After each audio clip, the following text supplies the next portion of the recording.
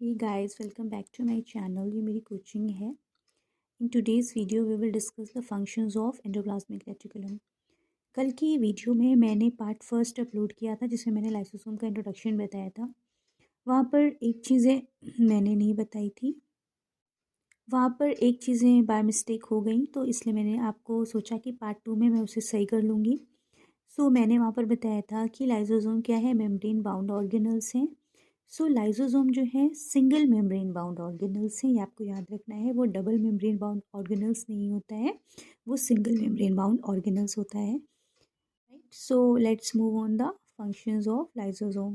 Right, lysosome helps इन intracellular digestion. Right, अब क्या होता है, डाइजेशन तो हम समझ रहे हैं, बट इंट्रासेल्युलर डाइजेशन क्या होता है हम ये समझ लेते हैं. लाइसोसोम में क्या होता है, लाइसोसोम में डाइजेस्टिव एंजाइम्स प्रेजेंट होते हैं. ठीक है, ये क्या होते हैं, ये एसिडिक पीएच पे एक्टिव होते हैं, यानी कि इनकी जो होती है वो, इनकी जो पीएच होता है वो कैसा होता है, एसिडिक होता है. राइट, तो एसिडिक पीएच पे रिएक्टिव होते हैं. राइट, लाइसोसोम में डाइजेस्टिव एंजाइम है जिसमें 40 टाइप्स के हाइड्रोलाइटिक एंजाइम्स प्रेजेंट होते हैं. ठीक है, तो उसकी वजह से इसमें क्या होगा, इंट्रासेलुलर डाइजेशन होगा. ठीक है, यानी कि लाइसोसोम में जो डाइजेशन होगा वो इंट्रासेलुलर होगा, यानी कि सेल के अंदर डाइजेशन होगा. राइट, इंट्रासेलुलर डाइजेशन का मतलब होता है कि सेल के अंदर डाइजेशन हो रहा है. Right, inside the cell. अगर यहाँ पे एक्स्ट्रा सेलुलर होता, आउटसाइड द सेल. यहाँ पर क्या है, इंट्रासेलुलर है, सेल के अंदर डाइजेशन हो रहा है. लाइसोसोम हेल्प करता है सेल के अंदर डाइजेशन कराने के लिए. Right, lysosome helps in intracellular digestion. Right, next point है, they provide energy during starvation by controlled break down of stored food.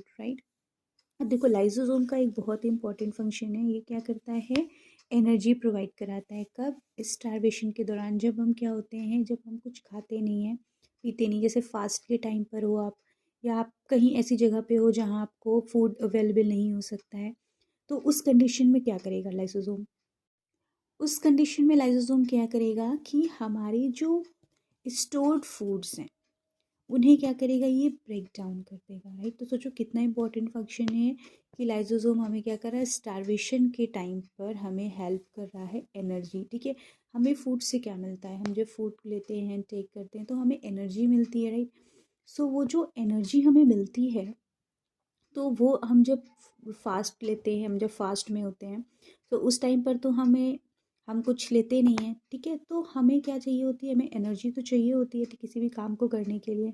उस कंडीशन में लाइसोसोम हमें हेल्प करता है, हमारे जो स्टोर्ड फूड होते हैं उन्हें ब्रेक डाउन कर कर हमें एनर्जी को प्रोवाइड कराता है. ठीक है, ये बहुत ही दूसरा इंपॉर्टेंट पॉइंट है.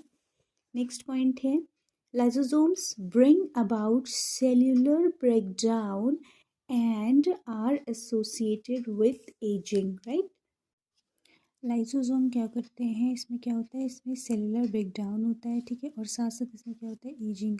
ठीक है, यानी कि अगर लाइसोसोम में कुछ चेंजेस हो जाए, लाइसोसोम अफेक्ट हो जाए किसी चीज़ों से, इसका मतलब क्या है कि लाइसोसोम क्या है, ब्रिंग अबाउट सेलुलर ब्रेकडाउन.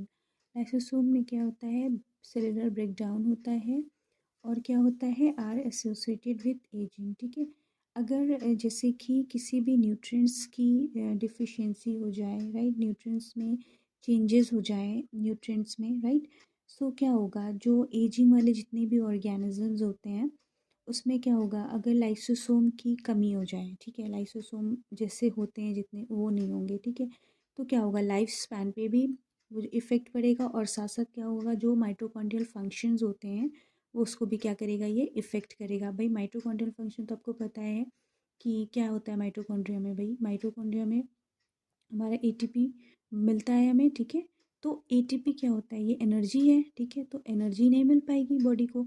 ठीक है, तो इसका जो मतलब आप समझ रहे हो कि एजिंग के साथ ये जुड़ा हुआ है, तो यानी कि लाइसोसोम अगर कम हो जाएंगे तो इससे क्या हो जाएगा, इफ़ेक्ट करेगा ये हमारे लाइफ स्पैन को और माइटोकॉन्ड्रियल फंक्शन को. माइटोकॉन्ड्रिया क्या है, powerhouse of the cell बोलते हैं. ठीक है, तब पावर हाउस पे क्या है, वहाँ पे क्या मिलेगा, हमें एनर्जी मिलेगी. राइट, अगर आप समझो कि जहाँ से हमें एनर्जी मिल रही है वहाँ पे कुछ इफ़ेक्ट हो जाए, और हमारी क्या होती है लाइफ स्पैन में अगर कुछ इफेक्ट होगा, तो वो किसकी वजह से होगा, लाइसोसोम की कमी की वजह से होगा. राइट। सो आप ये समझो कि अगर न्यूट्रिएंट्स में कुछ इफ़ेक्ट आ जाए और लाइसोसोम के नंबर कम हो जाएँ, तो हमारे लाइफ स्पैन में भी इफ़ेक्ट आएगा और साथ-साथ हमारे माइटोकॉन्ड्रियल फंक्शन में भी इफ़ेक्ट आएगा, राइट। अगर इसको बिल्कुल सिंपल सी और वन लाइन में अगर हमें समझना हो तो लाइसोसोम क्या होते हैं, सेलुलर ब्रेकडाउन की वजह होते हैं और साथ साथ ये क्या होते हैं, एजिंग की जो प्रोसेस होती है, यानी कि उम्र जो बढ़ने की जो उम्र बढ़ने से जुड़े होते हैं, ठीक है। यानी कि लाइसोसोम क्या है, लाइसोसोम सेलुलर ब्रेकडाउन की एक वजह होते हैं, ठीक है। सेलुलर ब्रेकडाउन लाइसोसोम्स की वजह से होता है, ठीक है। और साथ साथ ये क्या होते हैं, ये एजिंग से क्या होते हैं, जुड़े होते हैं, यानी उम्र बढ़ने की जो प्रोसेस होती है उससे क्या होते हैं, जुड़े होते हैं। एक सिंपल सी लाइन में अगर आप समझो तो ये मतलब हुआ इसका।